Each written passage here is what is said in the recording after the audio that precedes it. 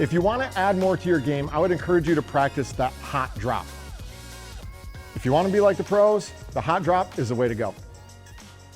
Most players are aware of the primary two options for third shots, a drop shot or a drive. But what's more commonly being used by higher level players, which can also benefit players of all levels, is what I call a hot drop. It's an in-between pace ball. It's not a drive, but it's not a drop. It's somewhat in between. I call it a hot drop, and this is an exercise that will help you understand what it is and how it can be used. I'm going to do an exercise here with my partner where I'm going to hit a drop shot, followed by a drive, and then that hot drop in between. We would like to be able to sustain this rally for as long as possible, so I get as many repetitions as possible to get practice hitting this hot drop. Obviously, if I make a mistake, I'm going to just pick up and try again.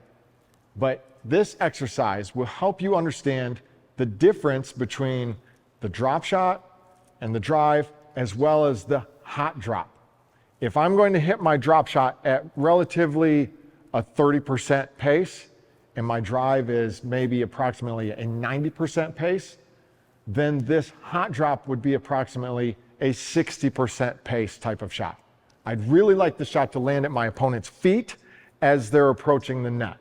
So here's how the exercise would look in real time. Feed me the ball. I'm starting with a drop shot. I'm going to now drive the ball.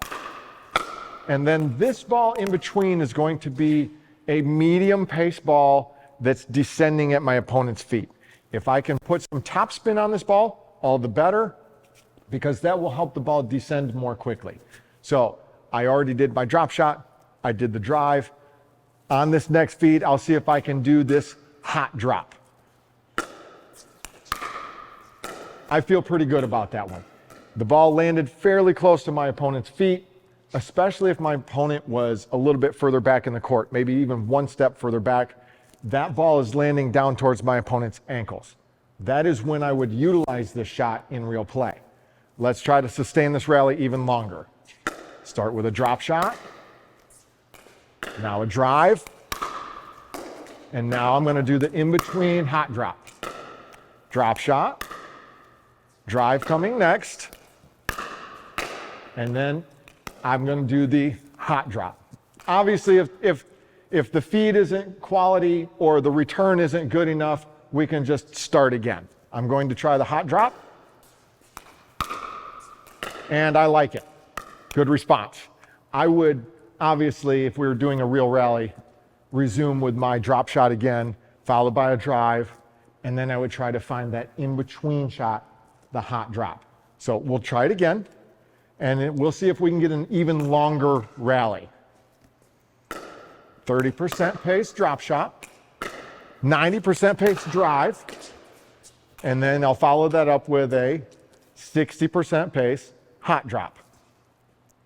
Get some top spin, get it to roll down low towards my opponent's feet. We'll start again. 30% drop shot, 90% drive, 60% hot drop.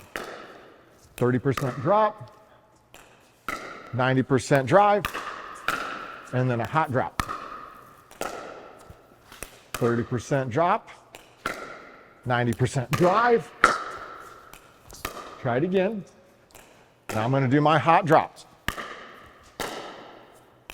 So my teammate in this exercise, or my opponent, if you will, is probably going to find it challenging to return that 60% pace ball, that hot drop, if I hit it well.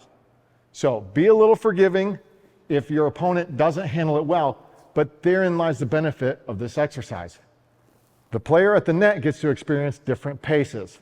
They get to experience a slower drop shot, they get to experience a fast-paced drive, and they also get to experience a diving low ball at about 60% pace towards their feet. They're not easy to return, so that player at the net has a challenge. The challenge for the baseline player is to vary the pace and still hit a quality drop a quality drive, and then also work on that hot drop. Let's try one more. Drop shot, drive, hot drop. Hopefully you can see the different paces of the ball that are on display here. The drop shot is moving much more slowly, but it's descending down towards the non-volley zone at my opponent's feet. The drive, much faster, flatter, ideally going to jam the opponent a little bit, crowd their space. The hot drop is in between. It's designed to be moving quickly, but also descending down very fast so that the opponent has to reach down towards their feet, and potentially it will cause that ball to pop up. One other consideration here is with the paddle technology these days, with some practice, you ought to be able to get enough topspin on this ball to get it to sink faster.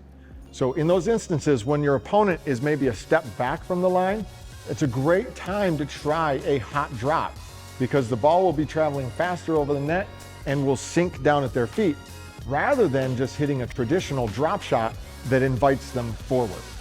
So again, we'll do another demonstration and hopefully you can see the difference between a traditional drop shot, the flat drive, and this hot drop, which is in between.